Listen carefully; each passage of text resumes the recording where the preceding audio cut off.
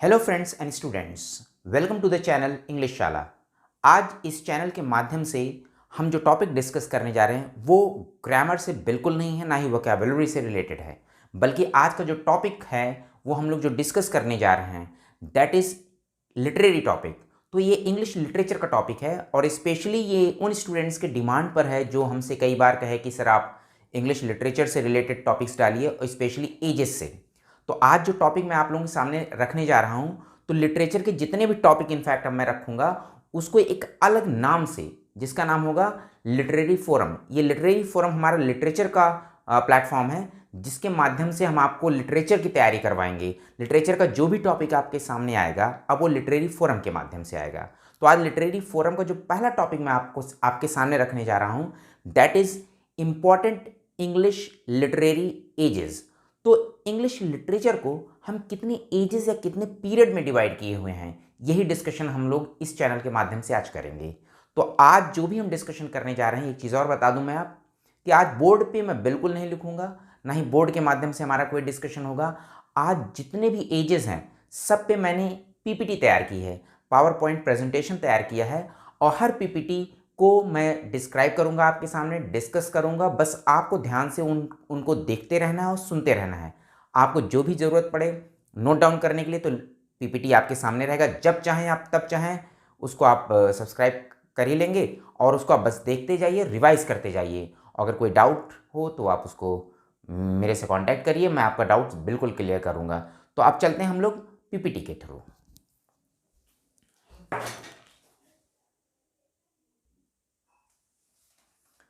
So welcome to literary forum that is powered by English Shala. अब इस PPT के माध्यम से हम आज ब्रिटिश इंग्लिश पीरियड को समझने की कोशिश करेंगे। तो हम चलते हैं अपने पहले स्लाइड्स की तरफ and the first slide goes here, a brief overview of English literary periods. यानी कि इंग्लिश लिटरेचर को हम कितने पीरियड्स या कितने एजेस में डिवाइड किए हुए हैं, सबसे पहले हमें यहाँ समझना है। आपके सामने देखिए 8 पीरियड्स आर देयर। फर्स्ट है ओल्ड इंग्लिश, जिसे हम एंग्लो सैक्सन पीरियड भी बोलते हैं, जो 450 एडी टू 1066 एडी तक चलता है। दूसरा आ जाता है मिडिल इंग्लिश पीरियड, जो 1066 से 1500 तक चलता है। Then third is the renaissance. Renaissance 1500 से लेके 1660 तक चलता है।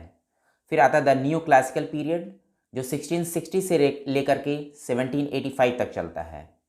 Then fifth is the romantic period, 1785 से लेकर के 1832 तक चलता है। Next is sixth the Victorian period that starts in 1832 and it runs till 1901। Seventh is the modern period, जो 1901 से लेकर के 1945 तक चलता है। Then the post war period, इसे हम पोस्ट मॉडर्न पीरियड भी बोलते हैं, जो 1945 से लेकर के अब तक कंटिन्यू है। अब हम चलते हैं अपने सेकेंड स्लाइड की तरफ। Now see the first age. जो फर्स्ट एज है ओल्ड इंग्लिश पीरियड या एंग्लो सैक्सन पीरियड, जो 450 से लेकर के 1066 तक चलता है। अब मैं यहाँ पे पढ़ रहा हूँ, इसको ध्यान से सुनिएगा। The term Anglo Saxon comes from two Germanic tribes, the Angles and the Saxons. The period of literature dates back to their invasion along with the Jutes of Celtic England in 450. The era ends in 1066 when Norman France under William conquered England. Much of the first half of this period had oral literature. यानी कि इस दौरान जो 450 to 1066 Norman attacks तक का जो as था Britain में, यहाँ पे जो लिटरेचर था वो मैक्सिमम ओरल था। यहाँ पे कुछ रिटन लिटरेचर बहुत ज़्यादा पॉपुलर नहीं थे। A lot of the prose during this time was a translation of something else or otherwise legal, medical or religious in nature. However, some works such as the Beowulf and those by period poets Cadman and Cynewulf are important. यानी कि इस दौरान जितने भी literature थे वो maximum translation थे, किसी रिलीजियस वर्क के, किसी मेडिकल वर्क के या किसी लीगल वर्क के। तो ज़्यादातर इस दौरान जो लिटरेचर लिखे गए वो ज़्यादातर ट्रांसलेशन थे किसी प्रीवियस वर्क के।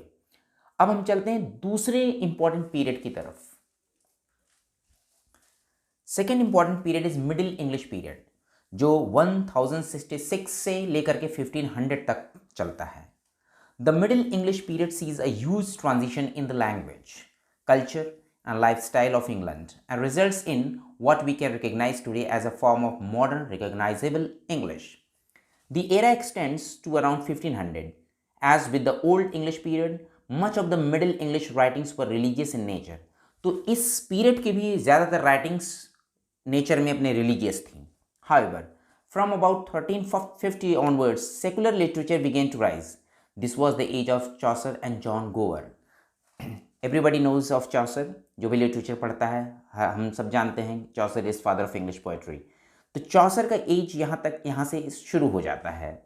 William Langland wrote religious and satirical poem Piers Plowman. Notable works of this period also includes an anonymous Sir Gawain and the Green Knight. The most notable prose romance was Thomas Malory's Maud D. Arthur. तो mod D Arthur जो Thomas Malory के द्वारा लिखा गया इस समय का बहुत ही अच्छा प्रोज वर्क माना जाता है. ये था हमारा second period, middle English period. अब हम चलते हैं थर्ड पीरियड की तरफ. Our third period is renaissance. Renaissance को हम कई पार्ट में डिवाइड करते हैं. The Elizabethan age, the Jacobean age, the Caroline Age and the Commonwealth Period. Everybody knows Renaissance started in Italy, or Renaissance means revival, a revival of the old values and culture and tradition. तो जब Renaissance start होता है तो Renaissance थोड़ा late पहुंचता है England में, around 1500 के आसपास, जबकि ये 13 एंड 14 में ही शुरू हो चुका था इटली में, 14th सेंचुरी इनफैक्ट. लेकिन जब हम रेनेशा को डिस्कस करते हैं तो रेनेशा को हमने देखिए नीचे 4 सब डिवीज़न है इसमें. द एलिजाबेथन एज जो 1558 टू 1603 तक चलता है. Then there is the Jacobean age जो 1603 से लेकर 1625 तक चलता है. Then there is the Caroline age जो 1625 टू 1649 तक चलता है. Then there is the Commonwealth period जो 1649 से 1660 तक चलता है. अब हम एक एक एजेस को यहाँ पे डिस्कस करते हैं. तो इन थर्ड रेनेशा जो हम डिस्कस करने जा रहे हैं इसमें इनफैक्ट हम पहले उठाते हैं एलिजाबेथन एज को. एलिजाबेथन एज, तो the reign of Queen Elizabeth the first 1558 to 1603 is known as the Elizabethan age. तो जो क्वीन एलिजाबेथ थी जिनका शासनकाल माना जाता है 1558 टू 1603, ये इनके शासनकाल को ही हम एलिजाबेथन एज मानते हैं. और यही एक्चुअली गोल्डन पीरियड था इंग्लिश सोसाइटी का भी और इंग्लिश लिटरेचर का भी. This was a time of rapid development in English commerce, maritime power, and patriotism. It was the golden age of English literature. Some of its noteworthy figure includes Christopher Marlowe, Francis Bacon, Edmund Spenser, Sir Walter Raleigh, Ben Jonson, and of course William Shakespeare. यानी कि Shakespeare को अगर माना जाए किस as के author थे या ड्रामेटिस्ट थे या पोइट थे तो he belongs to the age of Elizabethan age. यद्यपि वो जेम्स फर्स्ट के भी एज में जाते हैं आगे. Then there is Jacobean age जो 1603 से लेके 1625 तक है. The Jacobean age is named for the reign of James first. James का मतलब होता है लैटिन में जैकब्स, इसलिए इनका नाम ही जैकोबियन एज से दिया गया है. It was the age of prose writing of Bacon, John Donne's sermons and Robert Burton's Anatomy of Melancholy. The King James translation of the Bible also appeared during the Jacobean Age. It was also the time of Shakespeare's greatest tragedies and tragicomedies. यानी कि जो Shakespeare के greatest tragedies लिखी गई, ट्रेजिकॉमेडीज लिखी गई, वो 1603 के बाद लिखी गई, यानी कि वो एलिजाबेथन एज में नहीं, वो जैकोबियन एरा में लिखी गई. It was also the time of Shakespeare's greatest tragedies and tragicomedies. It was also the age of major writings by other notable poets and playwrights including John Donne, Ben Jonson, Michael Drayton, Lady Mary Roth, Sir Francis Beaumont, and John Fletcher, and Elizabethan Carey, whose popular biblical drama, The Tragedy of Mariam, the Fairy Queen of Jewry, was the first long play by an English woman to be published. After Jacobean Age, we have Caroline Age that starts in 1625 and it goes till 1649. The Caroline Age covers the reign of Charles I. Charles I का Latin name Carolus है, इसीलिए इस as को Caroline as कहा जाता है. This was the time for the English Civil War fought between the supporters of the king mean cavaliers and the supporters of the parliament roundheads. John Milton started his writing during this period. The prose writer Robert Burton and the religious poet George Herbert are some of the notable figures of this age. In support of the court were the cavalier poets, the writers of witty and polished lyrics of courtship and gallantry. The group included Richard Lovelace, Sir John Suckling, and Thomas Carew. Robert Herrick, although country parson, is often classified with the Cavalier poets because, like them, He was a son of Ben, means an admirer of Ben Jonson. Finally, the Commonwealth Period, also known as the Puritan Interregnum. याद रखिए Commonwealth Period को हम Puritan Interregnum भी बोलते हैं. Was so named for the period between the end of the English Civil War and the execution of Charles the First in 1649. Mean Charles the first 1649 में beheaded कर दिए जाते हैं, उनको मौत की घाट उतार दिया जाता है. And the restoration of Stuart monarchy under Charles the second in 1660. और फिर 1660 में चार्ल्स द सेकेंड फिर से मोनार्की अटेन करते हैं. इसलिए इस बीच के पीरियड को हम कॉमनवेल्थ पीरियड बोलते हैं, क्योंकि इस दौरान ब्रिटेन में पार्लियामेंट का रूल था. In this period England was ruled by parliament under the Puritan leader Oliver Cromwell. His death in 1658 marked the dissolution of the Commonwealth. At this time, public theatres were closed to prevent public assembly and to combat moral and religious transgressions. It was the age of John Milton's political pamphlets and Thomas Hobbes' political treatise, Leviathan. While drama suffered, prose writers such as Thomas Fuller and Sir Thomas Browne and the poets such as Abraham Cowley and Andrew Marvell published prolifically. Fourth age is the Neoclassical Period. Neoclassical Period जो start होता है 1660 से और चलता है 1685 तक. इसको भी हम 3 एजेस में डिवाइड करते हैं. The first is the Restoration Age, second one is the Augustan Age and the third is the Age of Sensibility, जिसे हम Age of Johnson भी कहते हैं. The Restoration Age जो 1660 से स्टार्ट होकर के 1700 तक चलता है. The Restoration Age takes its name with the restoration of the Stuart line, King Charles II. अभी मैंने आपको पीछे बताया था 1660 में चार्ल्स II को फिर से राजगद्दी मिलती है, इसलिए यहाँ पे मोनार्की रिस्टोर हो रही है, इसलिए इसे रेस्टोरेशन एज कहते हैं. Right. In much of the literature of this age, the urbanity, wit and licentiousness of the courtly life is reflected, that is in sharp contrast to the seriousness and soberity of the earlier Puritan age. जो Puritan as का literature था वो थोड़ा sober था, serious था, लेकिन अब अर्बैनिटी की बात हो रही है, विट की बात हो रही है. The theatres that were shut down by the Puritans came back to life, although they became more exclusively oriented towards the aristocratic classes. Restoration comedy, means comedies of manner, developed during this time under the talent of playwrights like William Congreve and John Dryden. Satire became quite popular, as evidenced by the success of Samuel Butler. Other notable writers of this age include Aphra Behn, John Bunyan, and the philosopher John Locke. And the next is the Augustan Age, 1600 to 1645. तो जो new classical में second sub division आता है वो Augustan age का है. Augustan age was the time of the 18th century English poets and authors Alexander Pope, Joseph Addison, and Jonathan Swift, who imitated the brilliant literary period of Virgil, Horace and Ovid under the Roman emperor Augustus. यानी कि अगर इसको हम ऐसे समझें कि Roman empire, Augustus के Roman empire के दौरान, राइट, जो ग्रेटेस्ट लिटरेरी फिगर्स थे जैसे वर्जिल, होरेस या ओविड, इनको जो फॉलो किए, चाहे वो पोप थे, एडिशन थे या स्विफ्ट थे, तो चूंकि उनके फॉलोअर्स उसको, चूंकि उन्होंने इमिटेट किया वर्जिल, होरेस या ओविड को, इसीलिए इस एज को ही नाम दे दिया गया Augustan age. The leading writers of this time drew parallel to the Roman Augustans and deliberately imitated their literary forms and subjects, their decorum and urbanity. A major representative of popular writing in this period was the novelist, journalist and pamphleteer Daniel Defoe.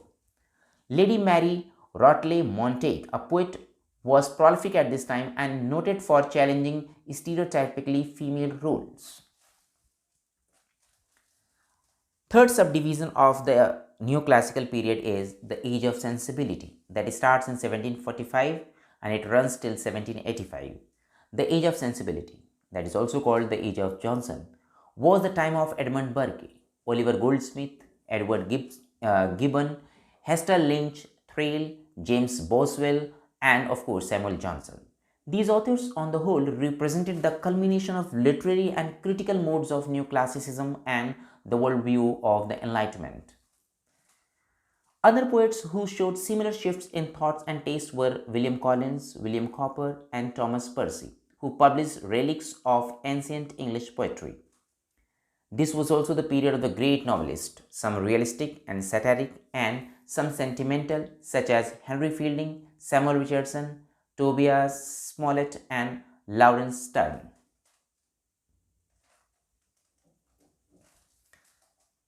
And here the fifth age is the Romantic period. It is also one of the most important period in English literature. The beginning dates back for the Romantic period is often debated. Some claim it is 1785, immediately following the Age of Sensibility. Others say it began in 1789 with the start of the French Revolution, and still others believe that 1798, the publication year for William Wordsworth and Samuel Taylor Coleridge's book Lyrical Ballads, is its true beginning. It means थोड़ा disputed है कि romantic period 1785 में शुरू हुआ या 1789 में शुरू हुआ या 1798 में. तो 1785 से इसका डेट दिया जाता है, बट जनरली ज़्यादातर लोग इसे मानते हैं जब William Wordsworth and Samuel Taylor Coleridge ने मिलकर लिरिकल बैलेट्स पब्लिश किया इन द ईयर 1798, तो इसकी वास्तविक बिगिनिंग 1798 ही मानी जाती है. The time period ends with the passage of the reform bill, mean the start of the Victorian era, and with the death of Sir Walter Scott. American literature has its own romantic period, but typically when one speaks of romanticism, one is referring to this great and diverse age of British literature, perhaps the most popular and well-known of all literary ages. The prevailing attitude of this age favored innovation over traditionalism in material forms and style of literature. Wordsworth's preface to the second edition of Lyrical Ballads in 1800 was written as a poetic manifesto in which he denounced the upper-class subject and the poetic diction of the preceding century.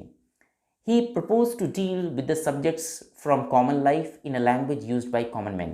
अभी तक जो poetry लिखी जाती थी, literature लिखा जाता था, वो स्पेशली एक अपर क्लास के लिए लिखा जाता था. उसकी लैंग्वेज बहुत ही टफ हुआ करती थी, बहुत ही क्लिष्ट हुआ करती थी. लेकिन अब जो एक वर्ड्सवर्थ ने प्रीफेस में अपने जो बातें की, वो ये बात की कि जो सब्जेक्ट मैटर है वो कॉमन होना चाहिए, कंट्री से रिलेटेड होना चाहिए, और वो कंट्री मैन के लिए होना चाहिए, कॉमन मैन के लिए होना चाहिए, लैंग्वेज भी कॉमन मैन का होना चाहिए, सब्जेक्ट भी कॉमन मैन का होना चाहिए.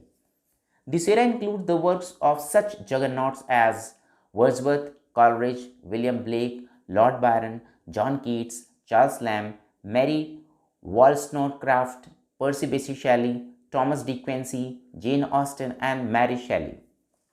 There is also a minor period, also quite popular, between 1786 to 1800, called the Gothic era. Writers of note of this period include Matthew Lewis, Anne Radcliffe, and William Beckford. Sixth age, sixth period, is the Victorian period that starts in 1832 and it runs till 1901. This period is named for the passage of the Reform Bill in 1832, or the reign of Queen Victoria, who ascended to the throne in 1837, and it lasted until her death in 1901. It was a time of great social, religious, intellectual and economic issues heralded by the passage of the Reform Bill, which expanded voting rights. Victorian period को भी हम तीन part में divide कर देते हैं: early Victorian age, mid Victorian age and the late Victorian age. इसमें देख भी सकते हैं, तीनों को मैंने इन्वर्टेड कॉमा में कर दिया है, राइट. और आप नेक्स्ट दो पीरियड और भी डिवाइड किए जाते हैं, या कह सकते हैं दो और पीरियड में इन्हें डिवाइड कर दिया गया था, प्री रैफेलाइट्स में और एस्थेटिसिज्म एंड डिकेडेंस में. The period was the rapid scientific and industrial growth. Victorian age को कहा जाता है, इसमें बहुत ही साइंटिफिक ग्रोथ हुई थी, बहुत ही इंडस्ट्रियल ग्रोथ हुआ था. And it was an age of conflict between science and religion. Obviously एक तरफ जब साइंस इंक्रीज हो रहा था तो रिलीजन से लोग दूर भाग रहे थे, तो एक तरह से ये पूरा एज कॉन्फ्लिक्ट था between science and religion, faith. Much of the writings of this period dealt with the pressing social, economic, religious and intellectual issues and problems prevalent in English society. Poets of this time include Robert and Elizabeth Barrett Browning, Christina Rossetti, Alfred Lord Tennyson and Matthew Arnold, among others. Thomas Carlyle, John Ruskin and Walter Pater were advancing the essay form at this time. Finally, prose fiction truly found its place under the auspices of Charles Dickens, Charlotte and Emily Bront, Elizabeth Gaskell, George Eliot, Anthony Trollope, Thomas Hardy, William Makepeace Thackeray and Samuel Butler.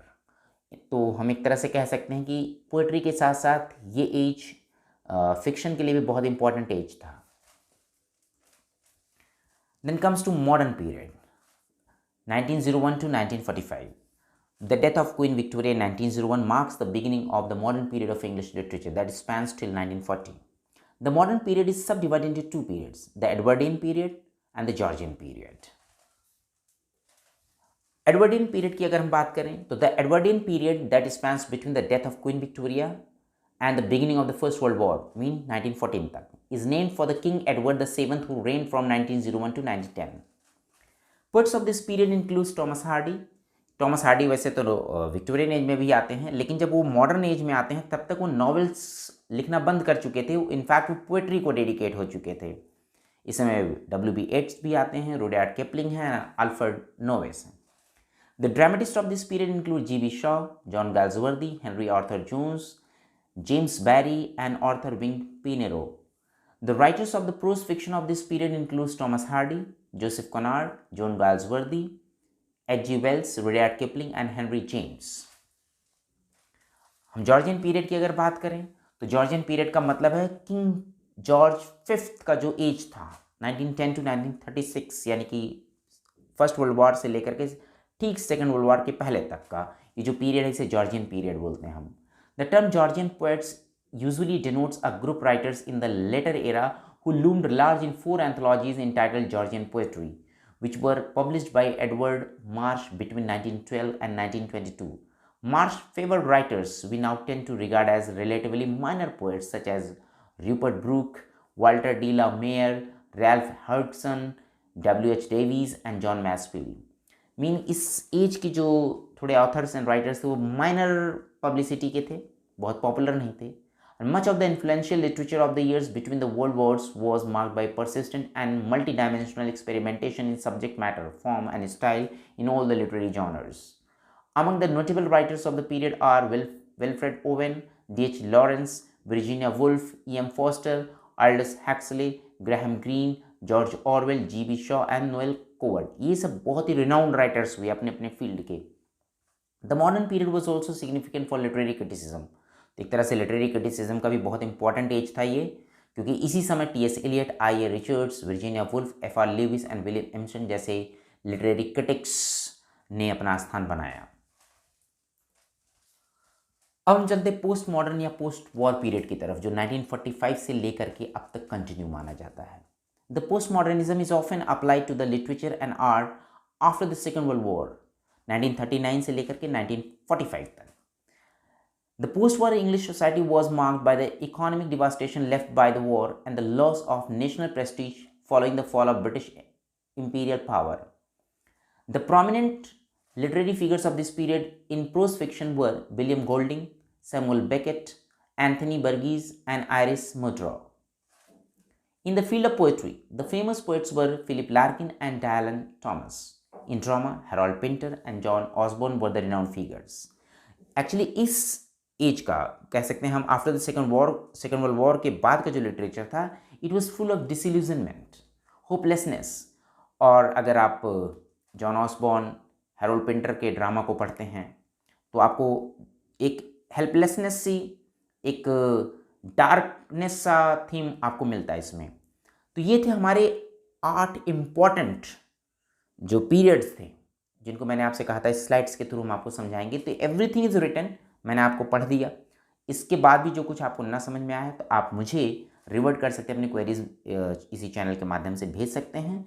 I think आप लोगों को काफ़ी कुछ समझ में आया होगा। तो please like and subscribe the channel English Shala, and thank you, and please don't forget to press the bell icon so that you could get all the important notification that I pass to you. Thank you.